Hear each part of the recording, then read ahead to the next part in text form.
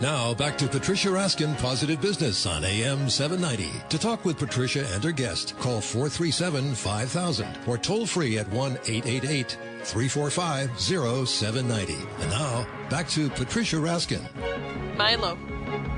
Hi, everyone. We are back. You are listening to Positive Business, and I'm Patricia Raskin with my terrific co-host, Mary Ann Snow.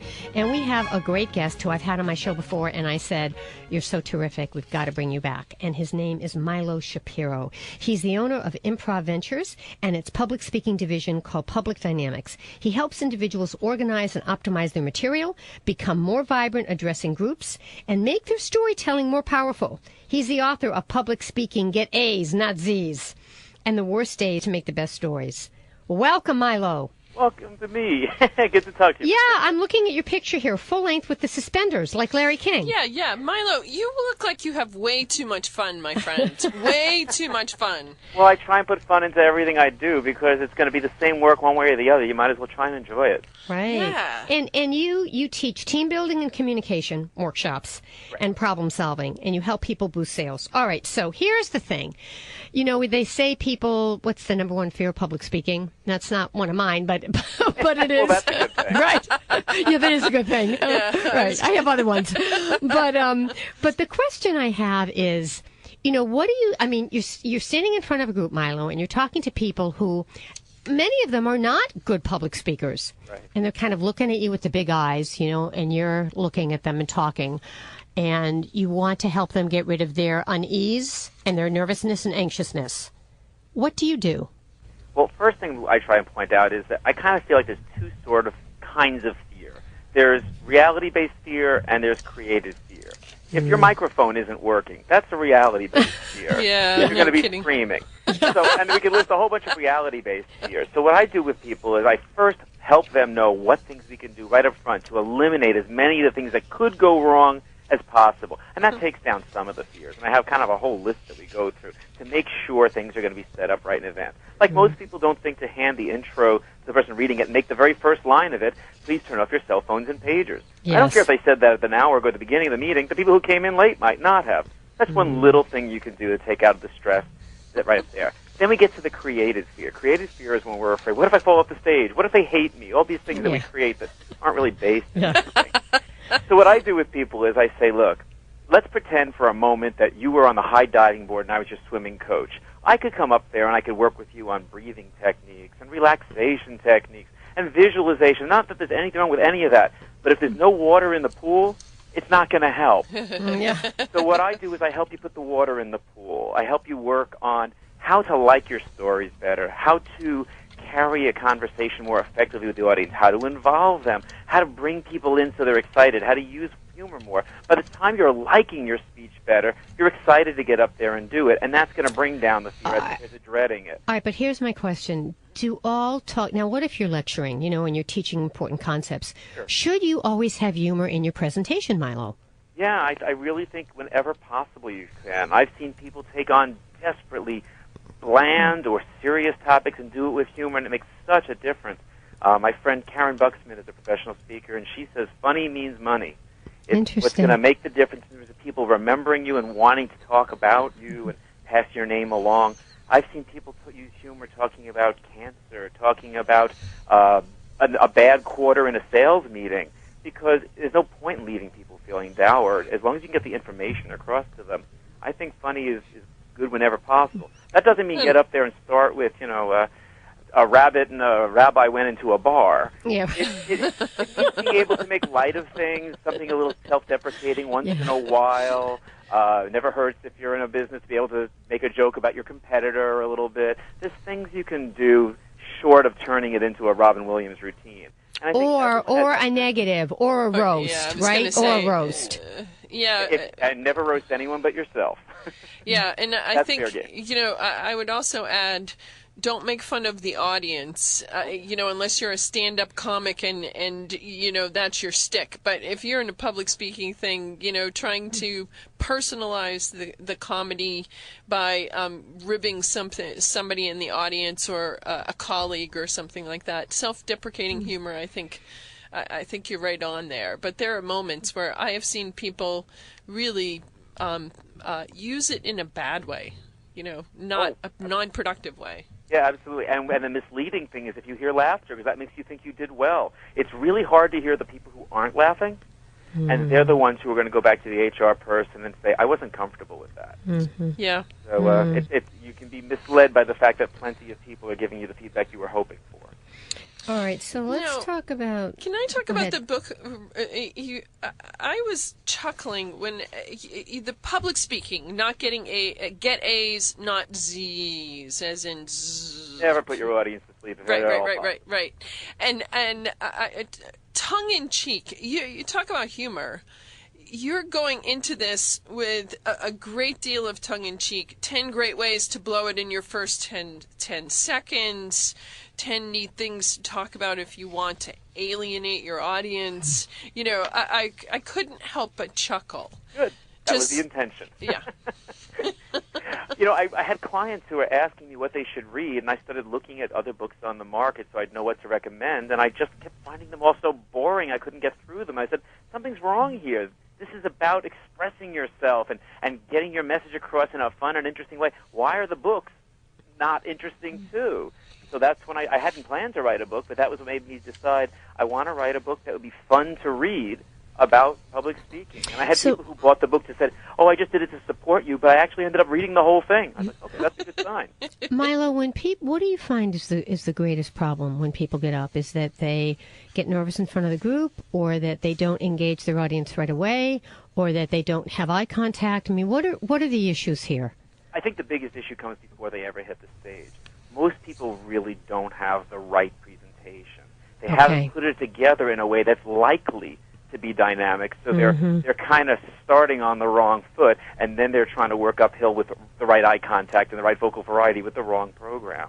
I had one woman who came to me and she said, I just want you to work with me on delivery, and she gave me her speech, and I said to her afterwards, your delivery is good enough that I would rather we never worked on that and we reworked your speech today and your next visit, because she was just talking in spirals, jumping from topic to topic and back to where she started from. And it was so disorganized that I thought her audience isn't going to get the message that she could be getting across. And it was actually a fascinating topic. Yeah. But she was missing the power of it. Now, Milo, talk a little bit about, we're talking about face-to-face speaking, and I'm bringing the technology into it again, because obviously public speaking is expanding itself, whether it's webinars, whether it's, even if you have to do a bloody conference call with a bunch of folks, and they're about to snore on the other side, but you really need to get a point across. These techniques can work in those environments too. Yes. Yeah, they really can. I mean, the work that we're doing on vocal variety makes a big difference. Interesting. I love that word, by the way. Vocal variety. It's so important. I mean, even within this conversation the three of us are having, I keep my business line up about 4 feet above where I sit, so that it makes me stand up every time I answer the business line. I haven't sat down since this call started, because I want to make sure my energy is up. And I want to make sure that it doesn't feel like I'm just kind of going through the motions. If I did this for a few minutes, people would be snoozing. Yeah, and the other thing, Milo, is that when you're giving a webinar, or when you're doing a radio program, you have half of your communication available to you because you don't have the visual. So you're missing 55%. So isn't tone and pauses and words even more important in those cases? It is, and you've got to be entertaining for them. They've got to be holding on, because the temptation to multi-process when you're on a webinar is so strong. I know I do it. I had a webinar host who's actually pretty good recently say, okay, for this next point, everyone stop checking your emails. Everybody stop checking everything else I know you're doing just to answer this question, because I need. And I felt like he caught me. I alt-tabbed over back to his webinar really quickly.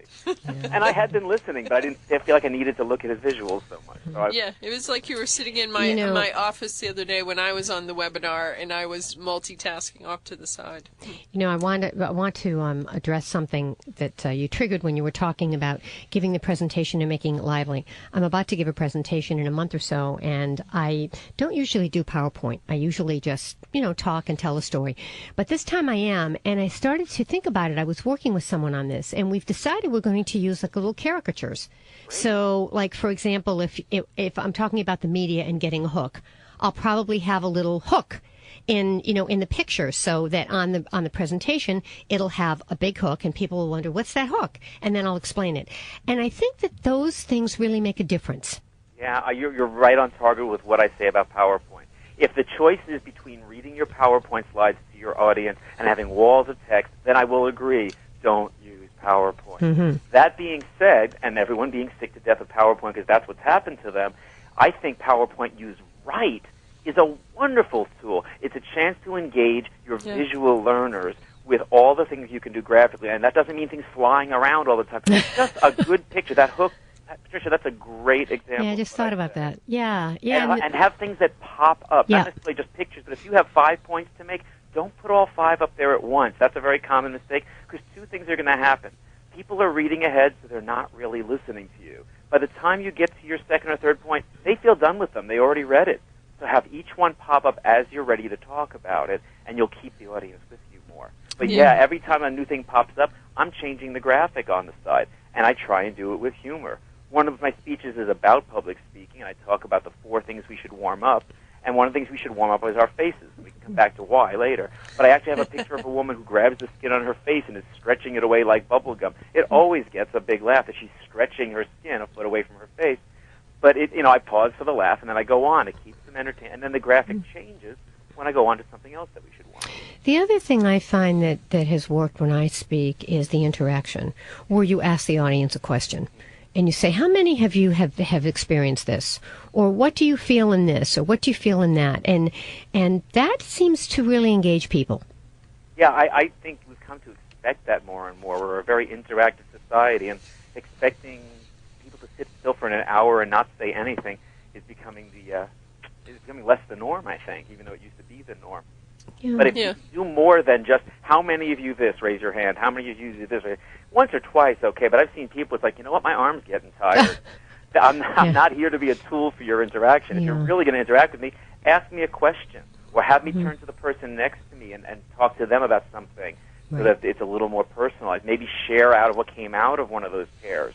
It's actually not only good for the audience, it's wonderful for me. I get to grab a sip of water while they're talking. I get to have a moment to gather my thoughts and look at the clock without anyone catching me because they're talking. So interaction has a lot of positivity. There's very little downside to it. Now, last couple of years in business has been, very difficult. And as far as the preference to use humor in difficult circumstances, how do you counsel somebody who has to do a meeting that isn't, where humor might not be appropriate, and where you really have to have a serious message and you need to deliver it on point? I mean, you do just that. You say, look for places where the humor can be light but not mocking. Look for places where the humor can take the edge off where things are going, where you can focus for a moment on a positive thing and maybe make up something light about that. Again, like, we're not talking about, the rabbit and the rabbi going into the bar. We're talking about just an off-the-cuff remark or something that seems off-the-cuff that dwells on the lighter side of something for a moment. But yeah, if you're talking about the fact that this meeting is going to lay off a third of the people in this room, that's a time to maybe not use any at all. I'm not going to say that, there aren't times to say, look, be real here. And then you just go back to the more personal. You make sure that, you talk from the heart and you say how hard this is and that it's not something we were looking to do and, how it hurts. And being vulnerable, allowing yourself to be personal. Yes, that I have found that works. And I feel that when I'm hearing someone who really shares their story. I don't know if we have enough time before the break, but here's the question, and we can always add it later, is how do you help people in sales who want to be better salespeople? How do you do that through your presentations, Milo? When is the break? You got 2 minutes, Milo. Keep going. You got 2 minutes, baby. Let's go with it, and we can always... All right.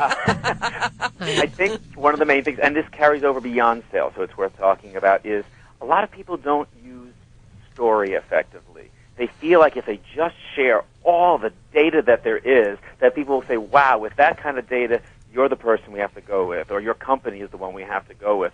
But people start to blur over. I remember someone trying to sell me on, it was an investment package. By the time he was done, I had missed 3/4 of it because it just wasn't interesting. And I went with somebody who held my attention enough that I followed him. Interesting. So Yep. he uses stories, and Mikey and I have talked about that. Mikey knows from what I've taught him and from just good sales technique that being able to convey something with a phrase like, for example. Doesn't it feel good when someone's talking about something you're not sure about what they're saying, and they say, for example, Yes. I was working with another couple recently, and their insurance needs were da-da-da-da-da-da, and you can relate to it, especially if you can have a few different stories that are likely to be similar to the person that you're talking to so that they can relate to it. All right, we're going to take a break, and when we come back, you certainly can call in. We have a terrific guest, Milo Shapiro. Again, his website is improvventures.com, and he coaches people on public speaking, and he also speaks to your group. So again, improvventures.com. You can call us at 437-5000. You're listening to Positive Business, and I'm Patricia Raskin right here with my terrific co-host, Marianne Snow, and we'll be back with Milo Shapiro right after the break. Stay tuned.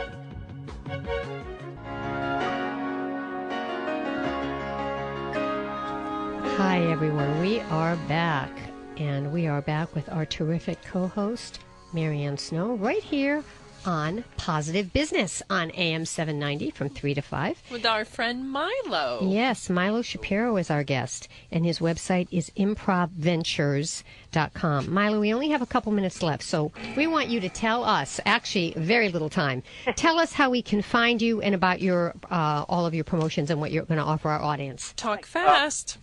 Well, Improv Ventures is improvventures.com with one V, like improv and ventures slammed together with one V, and that's about my public speaking and about my team building based in improv. If you're interested in the coaching and the public speaking side of things, go to publicdynamics.com. That site is a little more geared for that. And if you go to publicdynamics.com, see the books there, you can click on a link, send me a note, I'll send you a link to the first 17 pages free.